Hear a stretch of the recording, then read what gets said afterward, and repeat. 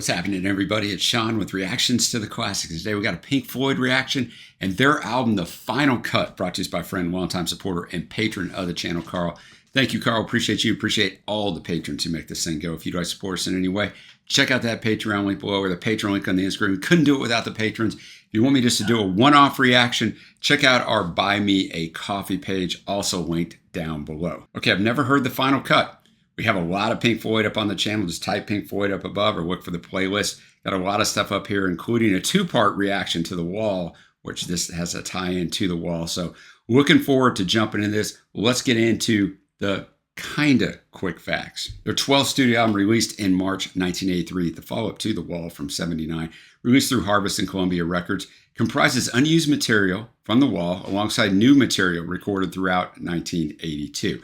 It's the last Pink Floyd album to feature founding member Roger Waters, who went on to leave the band in 1985. It's the only Pink Floyd album without founding member and keyboardist Richard Wright, who had left under pressure from Waters after the Wall sessions. The recording was played by Conflict. Guitarist David Gilmour felt many of the tracks were not worthy of inclusion, but Waters accused him of failing to contribute material himself. I'll have more on that in a minute. The contributions from drummer Nick Mason were mostly limited to sound effects. Okay, Waters planned this album as a soundtrack for the 1982 film adaptation of The Wall.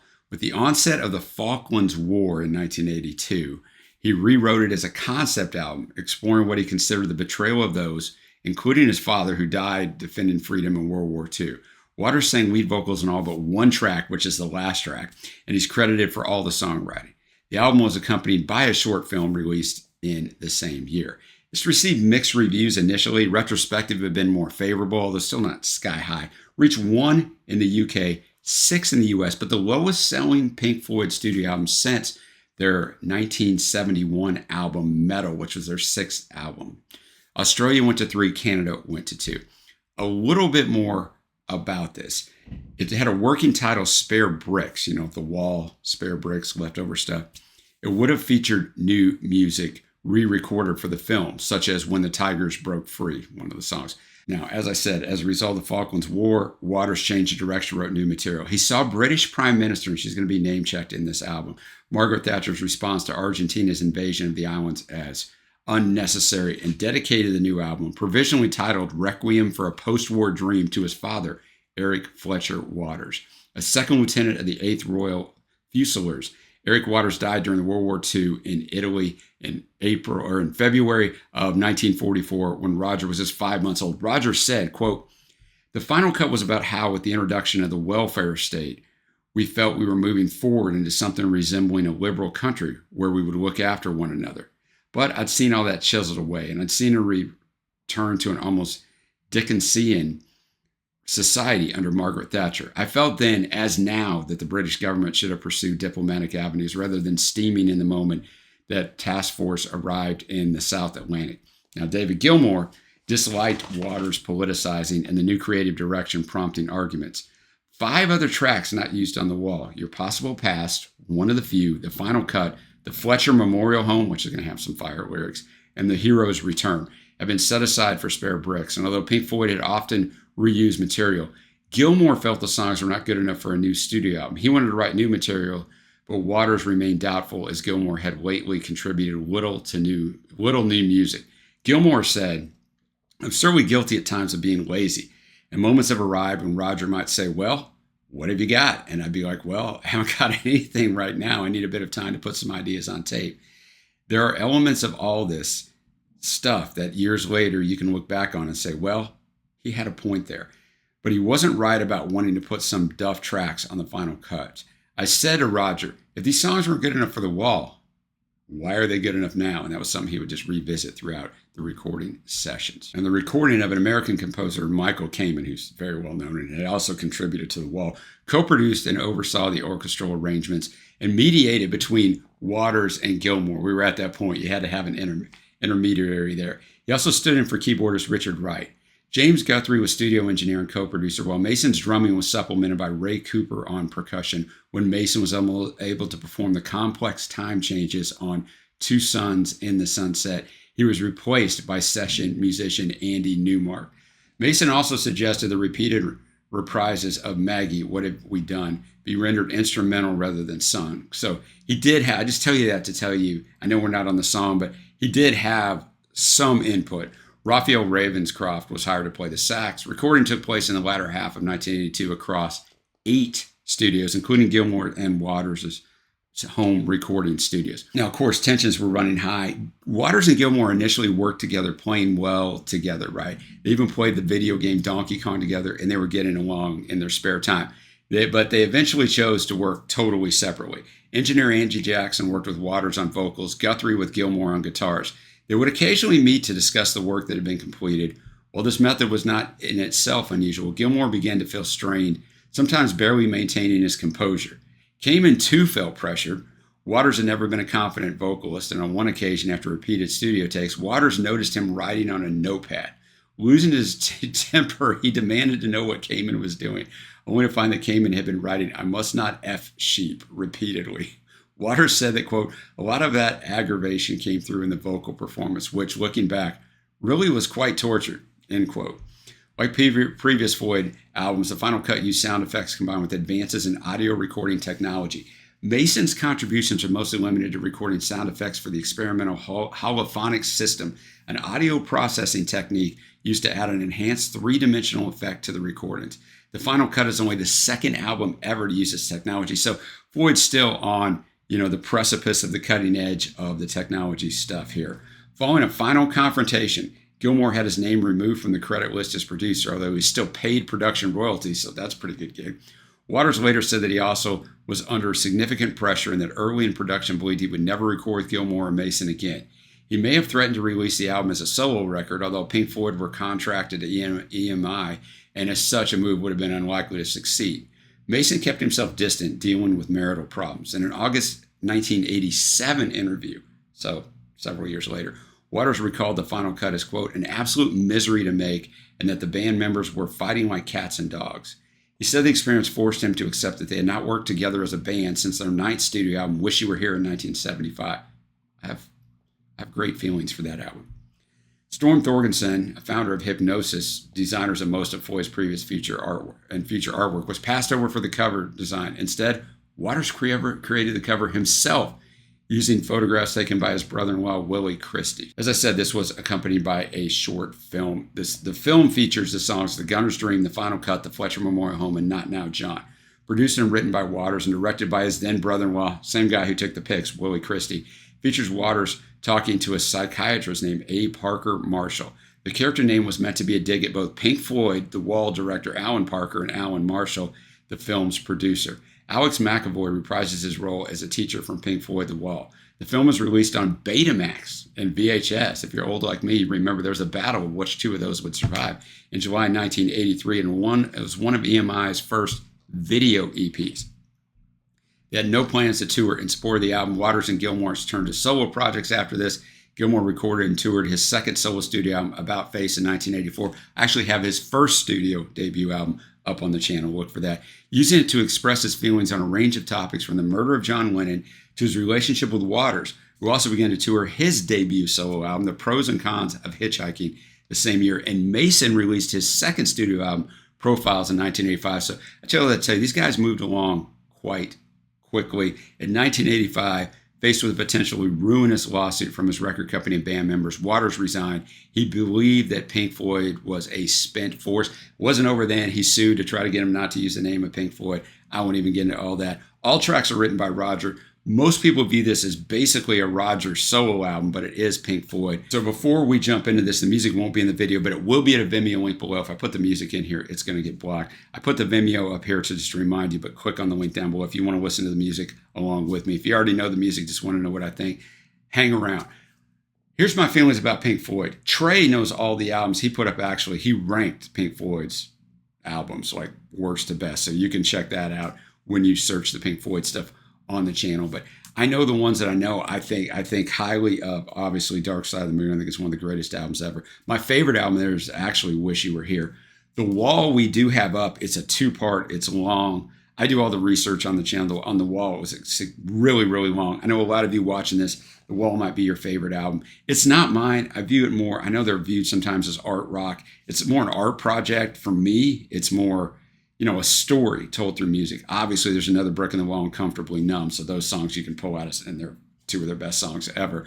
But, I've never listened to it since we did the review of it. Now, that was back when we were doing reviews and not reactions. So I listened to the album probably 20 times while I was doing the research and writing the review up. But I haven't listened to it since. So I don't know what I'm going to think of this. A lot of people say this is dated because he ended up abandoning that Spare Bricks follow-up concept and rewriting it to things that were relevant in 1982 UK. So I don't know, but I'm looking forward to jumping into it. Let's get after it. With the first track, which I really don't have much research on, The Post-War Dream. I have a lot of research on a lot of these, but let's just jump into it, listen to this thing, and we'll try to decipher what it's about after it's over. Thanks again to Carl for bringing it. All right, The Post-War Dream kind of sets up the theme of the album, talks about Maggie there, what have we done. Starts slow, you got Michael Kamen on a harmonium, and then it builds in great electric guitar work from Gilmore on here, as you would expect, and Roger goes from a hushed vocal to a, much louder shouting vocal. So good way to start the album. Really brings you in a lot of Pink Floyd-ish stuff here, with the different sound effects and things.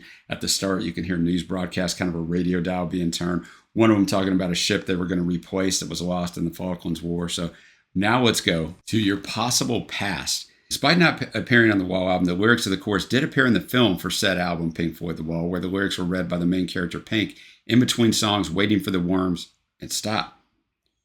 Despite not being released as a commercial single, this is not the only song on here this is going to be true for. The song did receive significant radio airplay, resulting in the song hitting number 8 on the Billboard Mainstream Rock Chart in America. The first verse describes poppies entwining with, quote, cattle trucks lying in wait for the next time, an allusion to the railway vehicles used in the Holocaust. Your Possible Past. So another well-written song. I think these songs are going to be powerfully written. Do you remember how we used to be? Do you think we should be closer? Closer. I found it's actually recycled from a song Waters had written back in 1968 called Incarceration of a Flower Child. Never recorded by Pink Floyd. It's actually given to Marianne Faithfull, who finally released her own version all the way up in 1999. But great guitar work again. Great Floyd ambiance here. So, they're 2 for 2 for me. Next up, we're going to have a minute 17 song. Normally, I'd just flow this into the next song or would have flowed it from the last song. But since these all have this sort of story, I'll stop for it.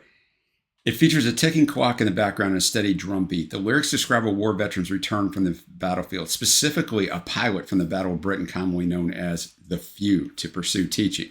The title, One of the Few, is a reference to Winston Churchill's speech before the House of Commons on August 20th, 1940, in which he stated, quote, never was so much owed by so many to so few, in reference to the Royal Air Force defense of Great Britain. In One of the Few, this is another rejected song, right, from The Wall. The school teacher from The Wall features as the main character of the Final Cut short film, presented as a war hero returned to a civilian life. He's unable to relate his experiences to his wife. Roger has vocals, acoustic, synth, and bass guitar in here, so he does everything on this song. Like I said, it's 117. Okay, not a lot to this song. It's building on to the next song, which I've went back and forth on how to handle this. The next song on the original release is The Hero's Return.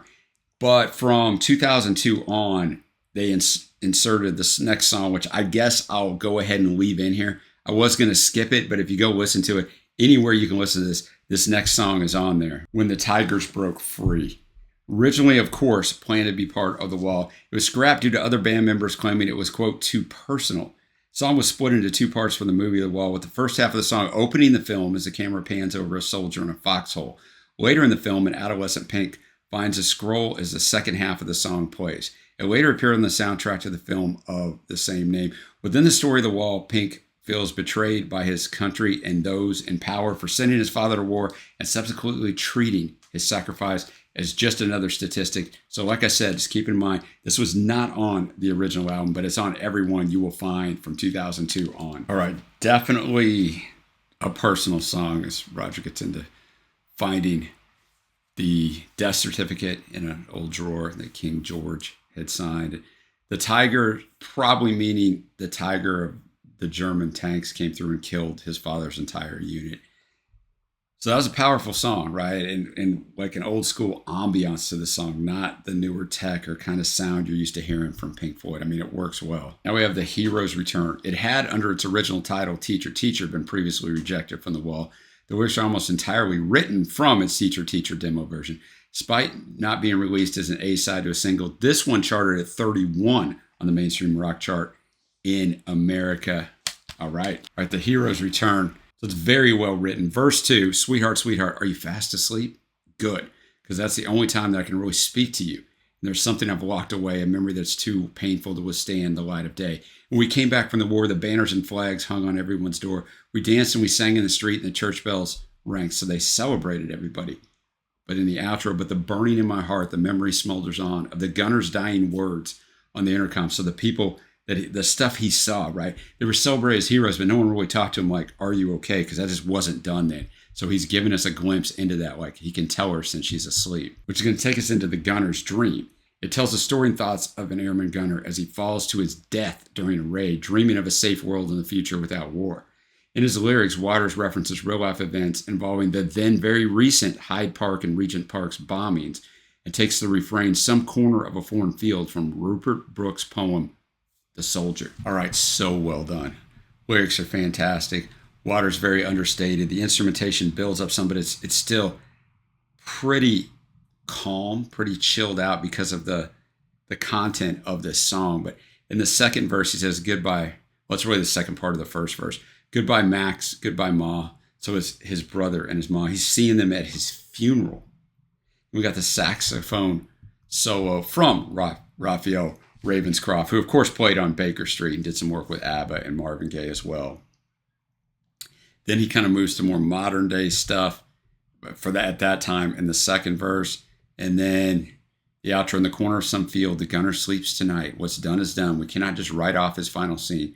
Take heed of the dream. Take heed. His dream that there would be peace, right? So really, really well done building on this story. And I also want to mention, you've got Michael Kamen on piano and electric piano, and also the National Philharmonic Orchestra, which is conducted and arranged by Kamen, are on a lot of these songs. They're on this one too, and Andy Brown on Steinway piano. Now, let's go to Paranoid Eyes, which supposedly follows the teacher's descent into alcoholism, but we'll figure that out for ourselves. All right, Paranoid Eyes, once again, so well written. The stuff on this album is so well written. I won't read you the whole song, but basically, he's going through all this trauma. He's back from the war, but the war's still inside him. It changed his life forever, but he can hide in the different ways he hides. They try to break down your disguise with their questions. Hello, Kenna, how are you tonight? You can hide behind paranoid eyes. You put on your brave face and slip over the road for a jar. So he's at the bar. Fixed your grin as you casually lean on the bar, laughing too loud at the rest of the world with the boys in the crowd. You can hide behind petrified eyes. And then the last one, you believed in their stories of fame, fortune, and glory. Now you're lost in a haze of alcohol, soft middle age. The pie in the sky turned out to be miles too high because he just can't get over all this, right? As you hide behind brown and mild eyes. So well done. Showing how the people around you can be going through, and yourself, like we're very good actors, can be going through all this stuff, but you can hide and be like, I'm good, man. I'm all good. But this guy's definitely not all good. He's changed, and he cannot regain the innocence that he once had. Now we'll start off the second side with a very short song, but I'll just go ahead and play it and stop for the next song, because the next song has quite a story. We got Get Your Filthy Hands Off My Desert. All right, Roger's just letting you know how he feels. Brezhnev, Beg, and Galtieri, and Maggie, so Margaret Thatcher. I think he's going to build on this into the next song. This next song definitely has most of these characters in it. We got the Fletcher Memorial Home. It's about Waters' frustration with the leadership of the world since World War II, mentioning many world leaders by name. Ronald Reagan, Alexander Haig, who was Secretary of State for Reagan, Menachem Begin, who's the leader of Israel, Margaret Thatcher, Ian Paisley, Leonid Brezhnev, leader of Russia, Joseph McCarthy, and Richard Nixon, suggesting that these colonial wasters of life and limb be segregated into a specially founded retirement home. It labels all the world leaders as overgrown infants and incurable tyrants, and suggests that they're incapable of understanding anything other than violence or their own faces on a television screen. In its concluding lines, the narrator of the song gathers all of the tyrants inside the Fletcher Memorial Home and imagines applying the final solution to them. Fletcher, in the name of the song, is in honor of remembrance of Roger Waters' father, of course, Eric Fletcher Waters, who was killed during the Second World War. All right, Let's get it. Okay, the song is about what I told you about in the beginning. I don't really need to go over it again, but the final solution at the end applied, which is what the Nazis called their mass exterminations during World War II. So Roger not pulling any punches here. Obviously, the feelings of not only what all these people did, but, they're the masters of war, as Dylan talked about in the early 60s. These people that make all these decisions, they're not the ones putting their lives on the line. They're making the decision for all these others to do so. Now we got Southampton Deck. In World War II, many soldiers departed from Southampton to fight against the Germans. In the 80s, it was again used as a departure base, this time for the Falklands War, so we can put them both together. The song describes a woman who bravely waves the soldiers goodbye again, while Southampton Dock is only meant to returning war heroes and those who did not return. We just got Roger on here on acoustic bass and vocals with Kamen on piano and orchestrations. All right, just taking through the woman watching someone leave in the 40s and now watching someone leave in 82.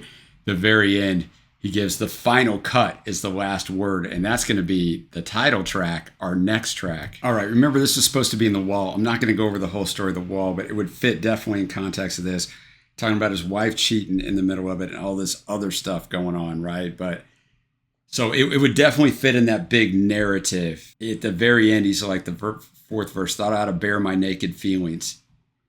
Thought I ought to tear the curtain down. I held the blade in trembling hands, prepared to make it, but just then the phone rang. I never had the nerve to make the final cut. And then the outro. Hello, listen, I think I'm going insane. Okay, listen, it's ha, ha, ha, ha. So well done. Would definitely fit in the drama of The Wall, but well done here. Now we've got Not Now, John. I said the last track on it had Gilmore on it, but this is the one that has Gilmore vocals.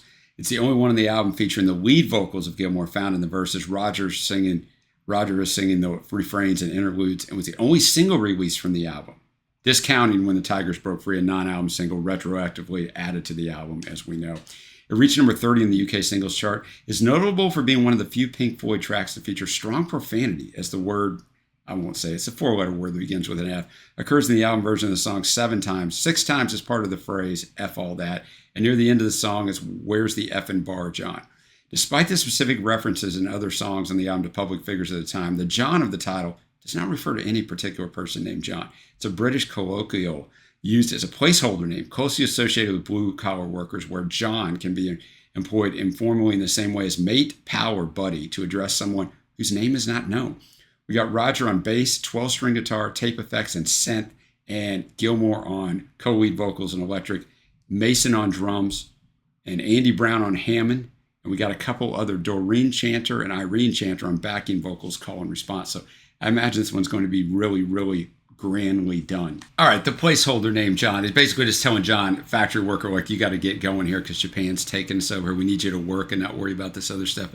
A throwback sound, great guitar work from Gilmore. I love the way Gilmore sounds. I prefer Gilmore to Waters on vocals, although I still like Roger, so it's not that, but I like both of them in here, the call and response. Like, this song just really worked, even if in the narrative of it, it doesn't quite flow as much, I think, as some of these other songs in the narrative, just writing the overall story. But man, that was really, really enjoyable. Now we'll finish this thing off with Two Suns in the Sunset. Partway through the song, the lyric, the sun is in the east, even though the day is done, refers to the glowing fireball of a nuclear explosion. It was partly inspired by Andrzej Wajda's movie Ashes and Diamonds. Session drummer Andy Newark plays the drums on this song. I talked about this at the start of this, as Nick Mason felt unable to perform its complex time signature changes. All right, let's finish it off. All right, Two Suns in the Sunset kind of finishes off with everything with that sax, and then the voices finishes off to kind of full circle this.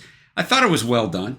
I thought it was a good song, and kind of finished us off with, if you want to really talk about the final cut, nuclear war.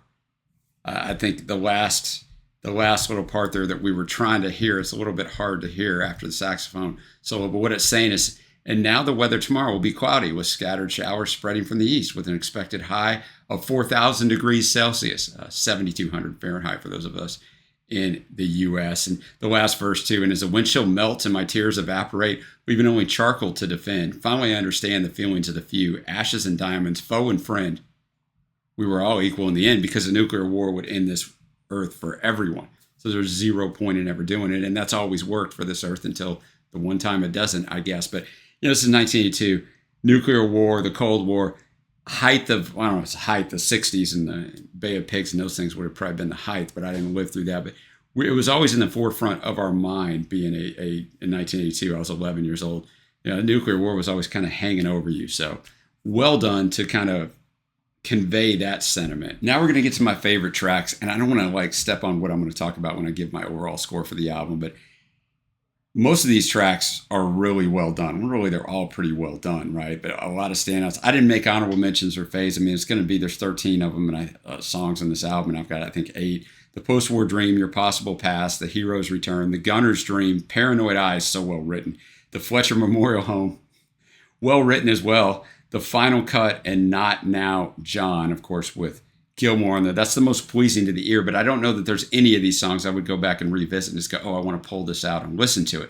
That's going to take me to the overall score of this album, which for me is a lot like The Wall in the fact that it is a piece of art that has to be listened to in its entire 46-minute entirety.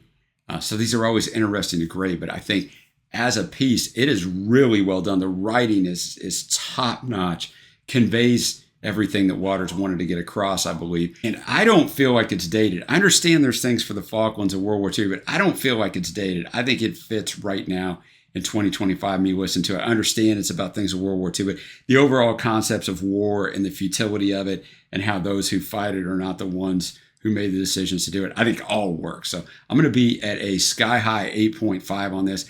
I don't know, honestly, and I'm always honest with you guys, if I'll ever listen to this album again. I probably won't. But I'm glad I listened to it once, and I'm glad it helps to fill in a little bit of the canon for Floyd for me. So let me know what you think of this album down below. What are your favorite tracks? How do you feel about it? I know it's really a Waters solo album, and I see as you listen to it, it really is, but it works, and it still has some Floyd stuff and sound in there. And Gilmore's still on it a lot. Mason, not so much, but Gilmore, yes. So thanks again to Carl for bringing it. And until next time, guys, I will see you.